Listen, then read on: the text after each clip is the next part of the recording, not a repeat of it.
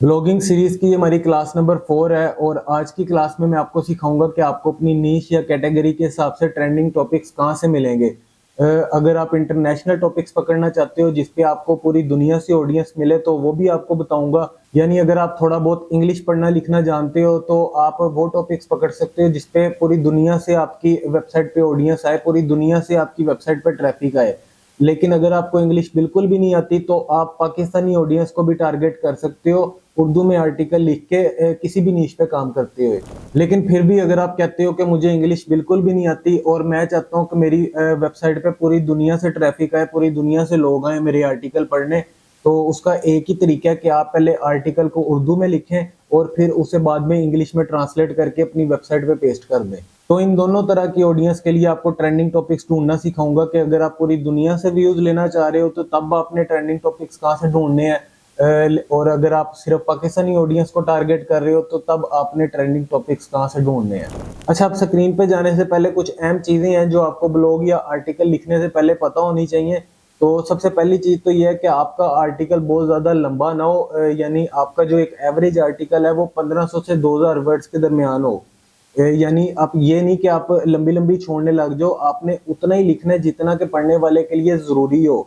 कोई भी इररेलेवेंट बात नहीं करनी और बात को बहुत ज्यादा खींच कर नहीं करना। इसके अलावा चाहे आप उर्दू में आर्टिकल लिख रहे हो या इंग्लिश में, आपने अपने वर्ड्स को, अपने अल्फाजों को निहायत ही सिंपल रखना है ताकि हर तरह का बंदा जो है वो आर्टिकल पढ़ सके, उससे ज्यादा मुश्किल ना हो। ये नहीं कि वो बार बार गूगल पे जाके वर्ड्स के मतलब ही सर्च करता फिरे। आपने ऐसी आर्टिकल लिखना है जैसे आप सामने किसी को बिठा के कुछ समझा रहे हो, यानी जैसे कोई रियल टाइम में सामने आपके कोई बंदा बैठा हो और आप उसे कुछ समझा रहे हो। और शुरू से इसी तरह से बातें होती आ रही है ना किताबों के जरिए। इलेक्ट्रॉनिक मीडिया तो अभी 100 साल पहले आया, ये रेडियो वगैरह, और टीवी को भी आए कुछ 70-80 साल ही हुए हैं। उससे पहले तो किताबें, खत या अखबार ही जरिया होते थे ना लोगों से कन्वर्सेशन करने का, लोगों से बातें करने का। लोग अपने सवालात के जो जवाब हैं वो किताबों में ढूंढते थे। और ये ब्लॉगिंग भी आज के टाइम की डिजिटल किताब है एक तरह की, जिसके जरिए आप लोगों के जो सवालात हैं उनके जवाब देते हो। अच्छा, जब आप आर्टिकल लिखो तो आपने 5-5, 6-6 लाइंस के पैराग्राफ लिखने हैं। आपने इस तरह से सारा इकट्ठा करके नहीं लिखना। और एक अहम चीज, जब आप किसी भी टॉपिक पे आर्टिकल लिख रहे हो, जैसे लोगों का सवाल है कि बिटकॉइन कैसे खरीदें, तो आपने उनको सिर्फ खरीदने का तरीका बताना है।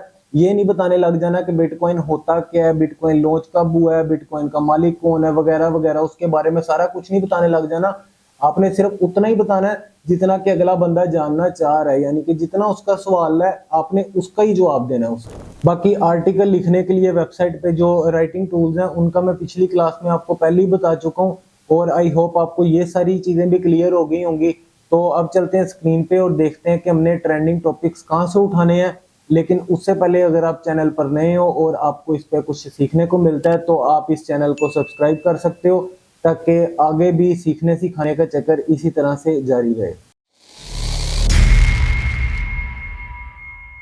अच्छा जी, अब देख लेते हैं कि हमें ट्रेंडिंग टॉपिक्स कहाँ से मिलेंगे अपनी नीश के हिसाब से। यानी जिस नीश पे आप काम कर रहे हो उससे रिलेटेड ट्रेंडिंग टॉपिक्स कहाँ से मिलेंगे, तो इसको आपने बहुत ही ध्यान से समझना है क्योंकि हम सब ब्लॉगर्स इन्हीं तरीकों से अपने टॉपिक्स वगैरह निकाल रहे होते हैं। तो सबसे पहले तो है कि हम अपनी नीश के हिसाब से अपने कंपटीटर को देखें कि वो किस टॉपिक पे आर्टिकल लिख रहा है। जैसे फर्ज करो आप फूड ब्लॉगिंग कर रहे हो, यानी खानों पे आर्टिकल लिख रहे हो, तो अगर आप गूगल पे सर्च करो फूड ब्लॉग्स तो आपको बहुत सारी वेबसाइट्स मिल जाएंगी उन लोगों की जो फूड ब्लॉगिंग कर रहे हैं। तो आप इस तरीके से अपनी कैटेगरी के हिसाब से सर्च कर सकते हो कि बाकी लोग उस कैटेगरी के किन टॉपिक्स पे आर्टिकल लिख रहे हैं। इसके अलावा दूसरा जो तरीका है वो है एआई एजेंट्स, यानी चैट जीपीटी, ग्रोक या जेमिनाई वगैरह। तो आप चैट जीपीटी वगैरह पे भी सर्च करके अपनी नीश या कैटेगरी के हिसाब से उससे ट्रेंडिंग टॉपिक्स पूछ सकते हो। जैसे अगर मैं इसे कहता हूँ कि मुझे टेक से रिलेटेड ट्रेंडिंग टॉपिक्स लिख के दो, write trending topics on tech, तो ये देखो इसने हमें ट्रेंडिंग टॉपिक्स दे दिए हैं। इसी तरह से आप इससे किसी भी नीश के हिसाब से ट्रेंडिंग टॉपिक्स ले सकते हो, जैसे trending topics on mobile phones, इसी तरह से trending topics on food, makeup वगैरह वगैरह। अब फर्ज करो कि मैंने गेमिंग पे आर्टिकल लिखना है तो मैं इसे पूछ सकता हूँ टॉप 10 गेम्स ऑफ 2025। तो ये देखो ये इसने मुझे 2025 की टॉप 10 गेम्स का बता दिया है। इस तरह से आप इससे भी ट्रेंडिंग टॉपिक्स का पूछ सकते हो। और ये जिन वेबसाइट से आर्टिकल उठाता है उनका रेफरेंस भी देता है,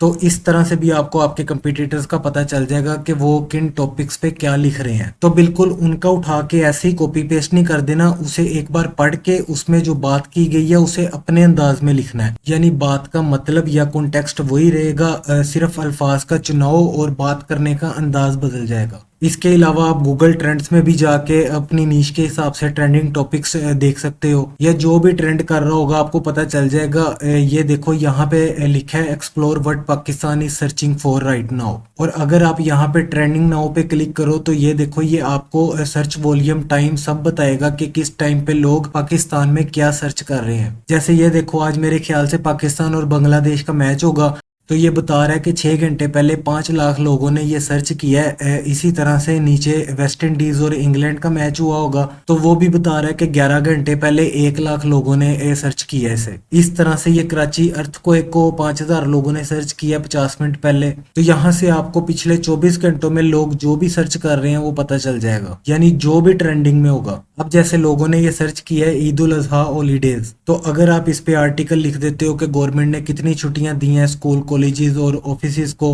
तो लोग आपकी वेबसाइट पे पढ़ने आएंगे। यहाँ से आप ना सिर्फ पाकिस्तान बल्कि किसी भी कंट्री और यहाँ तक के ये भी देख सकते हो कि पूरी दुनिया में कौन से टॉपिक अभी ट्रेंडिंग में है। इसके अलावा आप अपनी नीश या कैटेगरी के हिसाब से न्यूज़ पेजेस को फॉलो कर सकते हो। जैसे अगर आप टेक्नोलॉजी से रिलेटेड आर्टिकल लिखना चाहते हो तो आप टेक न्यूज़ वाले पेजेस को फॉलो कर सकते हो, या अगर आप क्रिप्टो से रिलेटेड आर्टिकल लिखना चाहते हो तो आप क्रिप्टो न्यूज़ वाले पेजेस को फॉलो कर सकते हो। इसी तरह से आप जिस भी नीश पे काम करो आप उससे रिलेटेड न्यूज़ वाले पेजेस को फॉलो कर सकते हो। और यकीन करो जितने ट्रेंडिंग टॉपिक्स हमें न्यूज़ पेजेस से मिलते हैं उतने कहीं से भी नहीं मिलते। न्यूज़ वालों की एक पूरी टीम होती है जो ट्रेंडिंग टॉपिक्स को पकड़ के उस पर आर्टिकल लिख रही होती है। तो उन टॉपिक्स पे खुद आर्टिकल लिखना ऐसे ही है कि आप किसी की मेहनत का फायदा उठा रहे हो। आपने नॉर्मली देखा होगा कि एक ही न्यूज़ होती है और जैसे ही वो वायरल हो जाए तो सभी न्यूज़ चैनल वाले वही सेम न्यूज़ पकड़ के उसे आगे बताने लग जाते हैं, और वो इसीलिए कि लोग वो न्यूज़ सुनना चाह रहे होते हैं। तो अगर आप अपनी फील्ड अपनी नीश के हिसाब से ट्रेंडिंग टॉपिक्स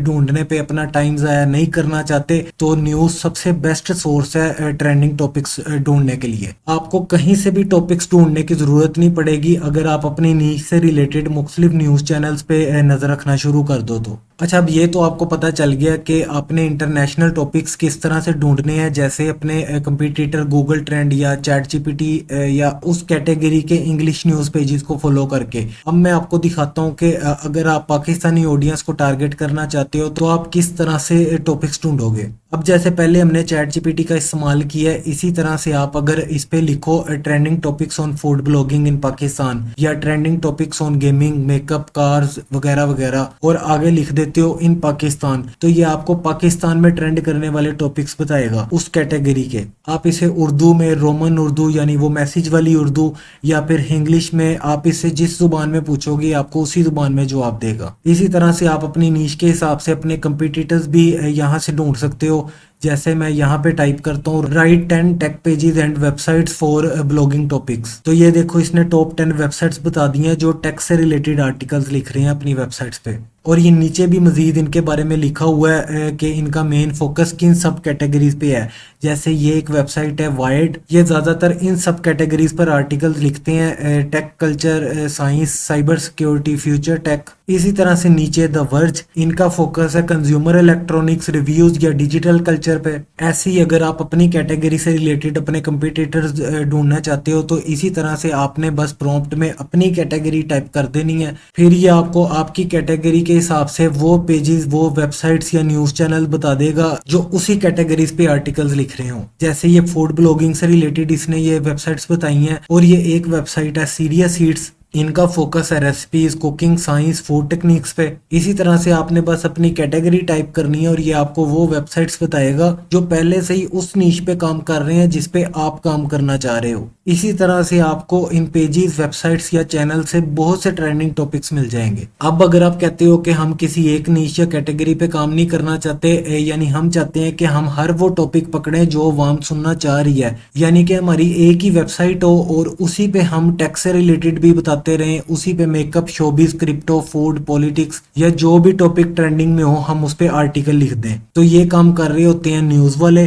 तो उनकी एक तो मेन वेबसाइट होती है जिसपे वो हर तरह के ट्रेंडिंग टॉपिक्स पकड़ के उस पे आर्टिकल लिख रहे होते हैं। फिर दूसरी तरफ देखो तो उन्हीं की ऐसी वेबसाइट्स भी होती है जिन पे वो सिर्फ एक ही नीश पे काम कर रहे होते हैं। जैसे ARYsports.com पे आपको सिर्फ स्पोर्ट्स से रिलेटेड आर्टिकल्स मिलेंगे, ARYdigital.com पे आपको शोबिज, फैशन या फिल्म ड्रामा इंडस्ट्री से रिलेटेड आर्टिकल्स मिल रहे होंगे। जैसा कि मैंने पहले भी आपको बताया कि अगर किसी एक कैटेगरी को लेके चलना है तो उससे रिलेटेड न्यूज चैनल को फॉलो करना है, लेकिन अगर हर ट्रेंडिंग चीज को पकड़ना है तो फिर अपनी वेबसाइट पे इस तरह से काम करो जैसे ये न्यूज वाले अपनी मेन वेबसाइट पे कर रहे होते हैं, यानी हर तरह के टॉपिक्स पकड़ रहे होते हैं। मैं आपको दिखा भी देता हूं। अब जैसे ये मैंने एयरवे न्यूज की वेबसाइट ओपन की है और यहाँ देखो इनका सबसे पहला ब्लॉग ये आ रहा है कि FBR की नई स्कीम 5 लाख कमाने का सुनहरी मौका, करना क्या होगा। हाँ जी, पैसा तो सबसे बड़ी प्रॉब्लम है इंसान की, ये तो सभी जानना चाहते हैं कि 5 लाख कमाने के लिए क्या करना होगा मुझे, क्या करना पड़ेगा मुझे।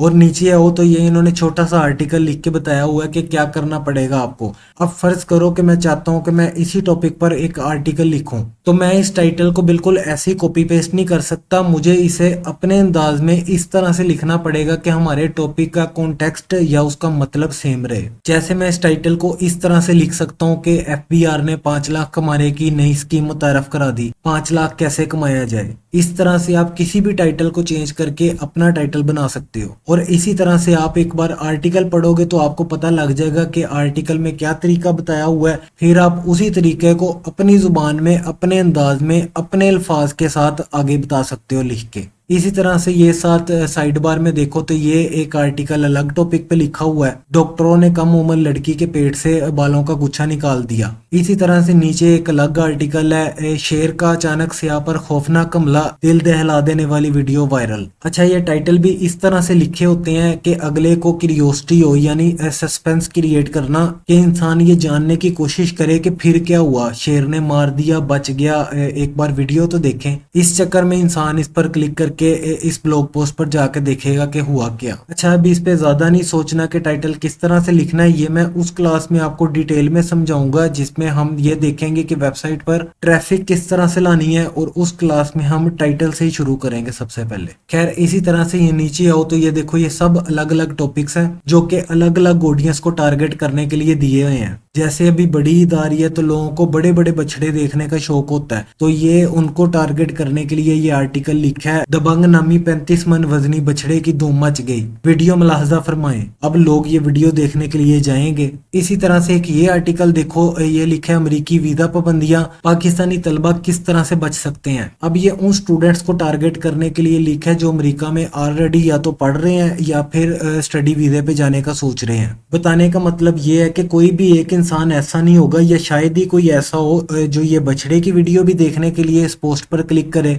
और फिर ये अमेरिकी वीजा पाबंदियों वाली पोस्ट पढ़ने के लिए उस पर भी क्लिक करे। तो डिफरेंट टॉपिक्स डिफरेंट ऑडियंस को टारगेट करने के लिए लिखे जाते हैं। बल्कि यहाँ पे आपको एक और वेबसाइट दिखाता हूँ, डेली पाकिस्तान, जो कि यासिर शामी की है, और ये ज्यादातर टारगेट करते हैं लेजेंड्स को। और मैं लेजेंड्स क्यों कह रहा हूँ, क्योंकि इनकी वेबसाइट पर मैक्सिमम आर्टिकल जो है वो आपको फहाशी से रिलेटेड मिलेंगे, फहाशी, रेप, या इसका MMS लीक हो गया, फलां के साथ ज्यादती हो गई। और मैं ये हवा में नहीं बोल रहा, अगर आप इनकी वेबसाइट पे जाके देखो तो आपको मैक्सिमम आर्टिकल्स इसी तरह के टॉपिक्स पर ही देखने को मिलेंगे। जैसे ये देखो, फैसलाबाद में पसंद की शादी करने वाली लड़की के साथ मुबैना इज्तिमाई ज्यादती का अफसोसनाक वाकया, खातून ने मर्द बनकर एक औरत को जिनसी ज्यादती का निशाना बना डाला, पुलिस ने गिरफ्तार कर ली। डाकुओं की रात भर खातून से इज्तिमाई ज्यादती, मरीज की नर्स के साथ जिस्मानी ताल्लुक के दौरान मौत हो गई, लेकिन फिर नर्स ने एम्बुलेंस बुलाने की बजाय क्या किया, कुत्ते के साथ शर्मनाक हरकत की वीडियो बनाने वाली लड़की गिरफ्तार, दोस्त बहाने से मर्दान ले गया और 20 साल लड़की से गैंगरेप का इंकशाफ, दूसरे मर्द से ताल्लुक कायम करते हुए वीडियो बनाकर खातून ने साबिक बॉयफ्रेंड को भेज दी, दरख्त के साथ जिनसी ताल्लुक कायम करने के इल्जाम में एक शख्स को गिरफ्तार कर लिया गया। अल्लाह खैर। अच्छा, अभी मैं आपको ये बता क्यों रहा हूँ, वो इसलिए कि हर आर्टिकल एक स्पेसिफिक ऑडियंस को टारगेट करने के लिए लिखा जाता है, जिसमें अच्छे आर्टिकल्स भी आ जाते हैं और इस तरह के भी, लेकिन बेहतर है कि आप साफ सुथरा कंटेंट ही पकड़ो। और दूसरा, ये चीज मैंने आपको इसलिए दिखाई है कि जब आप मुख्तलिफ वेबसाइट वालों का काम देखोगे तो आपको पता लगेगा कि कौन सी वेबसाइट या न्यूज कंपनी किस तरह की कैटेगरी के आर्टिकल्स पे ज्यादा फोकस कर रही है, ताकि आप भी उन वेबसाइट पे जाके अपने हिसाब की कैटेगरी के टॉपिक्स ढूंढ सको। लेकिन एक चीज मैं आपको यहाँ पे क्लियर कर दूं कि ट्रेंडिंग टॉपिक्स और सदाबहार टॉपिक्स में बहुत फर्क होता है। जो टॉपिक आजकल ट्रेंडिंग में हो, जैसे मैं डेली पाकिस्तान की मिसाल दे के समझाता हूँ, अगर ये किसी ऐसे टॉपिक पे आर्टिकल लिखते हैं कि जी फलां बंदे या बंदे की वीडियो लीक हो गई, तो इस तरह के आर्टिकल पे तब तक लोग क्लिक करेंगे जब तक कि वो ट्रेंडिंग में है। इसी तरह से पहले आपने वो बछड़े वाली पोस्ट भी देखी, तो अभी ईद के दिन है, तो आजकल ईद के दिनों में तो इस पे क्लिक्स आ जाएंगे, लेकिन ये सदाबहार चलने वाले टॉपिक्स नहीं है जिन पे हमेशा ऑडियंस आती रहे। सदाबहार टॉपिक्स होते हैं इस टाइप के, जैसे फेसबुक अकाउंट कैसे बनाएं। अब ये आज किसी ने सर्च किया और सीख लिया कि फेसबुक अकाउंट कैसे बनाना है, कल को अगली नस्लें बड़ी होंगी वो सर्च करेंगी, फिर उनकी अगली नस्लें बड़ी होंगी वो सर्च करेंगी। यानी ये वो टॉपिक्स होते हैं जिन पे हमेशा लोगों का आना जाना लगा रहता है। तो ट्रेंडिंग टॉपिक्स को पकड़ने का फायदा ये है कि आप उस टॉपिक को पकड़ते हो जो उस टाइम लोग सुनना चाह रहे हो। अब अगर कोई भी चीज जैसे कोई वीडियो वायरल हो, तो हर तरफ लोग इसी पे आर्टिकल लिखने या वीडियो बनाने लग जाते हैं, और वो इसलिए क्योंकि उस टाइम वो एक हॉट टॉपिक बना होता है। तो उस टाइम ऐसे आर्टिकल पे बहुत ज्यादा ट्रैफिक आ जाए तो बहुत ज्यादा पैसे बन जाते हैं। लेकिन अगर सदाबहार टॉपिक्स को देखें, जैसे हेल्थ एंड फिटनेस में होम वर्कआउट टिप्स, पोइट्री या कोर्स वगैरह, तो ये इस तरह के टॉपिक्स होते हैं कि हम मर भी जाएं तो इस पे आहिस्ता आहिस्ता ऑडियंस आती रहेगी। अब मसलन अल्लामा इकबाल मेरे पैदा होने से भी 60 साल पहले फोत हो गए थे, लेकिन आज भी लोग उनकी पोइट्री को सर्च करते हैं। अब अगर हम मर भी जाएंगे तो तब भी लोग उनके शेर सर्च कर रहे होंगे, और इसी तरह से सिलसिला चलता रहेगा। तो ये वो टॉपिक्स होते हैं जिन पे लोगों का आना जाना लगा रहेगा हमेशा, मरने के बाद भी। यानी ट्रेंडिंग टॉपिक्स पे तो एक ही बार ऑडियंस आ जाएगी जब तक कि वो ट्रेंडिंग में है, अब चाहे मिलियन लोग आ जाएं एक ही दिन में। लेकिन अगर आप सदाबहार टॉपिक्स पकड़ते हो तो उस पे एकदम से बहुत ज्यादा ऑडियंस तो नहीं आएगी, लेकिन ये है कि लोगों का आने जाने का सिलसिला हमेशा लगा रहेगा। तो अब ये आपने देखना है कि आपने अपना ज्यादा फोकस ट्रेंडिंग टॉपिक्स पे रखना है या फिर सदाबहार टॉपिक्स पे। तो ये थी आज की हमारी क्लास, जिसमें हमने सीखा है कि हमें ब्लॉग लिखने के लिए ट्रेंडिंग टॉपिक्स कहाँ से मिलेंगे, और उम्मीद करता हूँ कि आपको यहाँ तक सब समझ में आ गया होगा। अगर फिर भी आपका कोई सवाल हो तो आप कमेंट करके पूछ लेना, मैं आपको जरूर जवाब दूंगा। तो इसी के साथ दे मुझे इजाजत, अपना रखें बहुत सा ख्याल, दुआओं में याद रखें। अल्लाह हाफिज।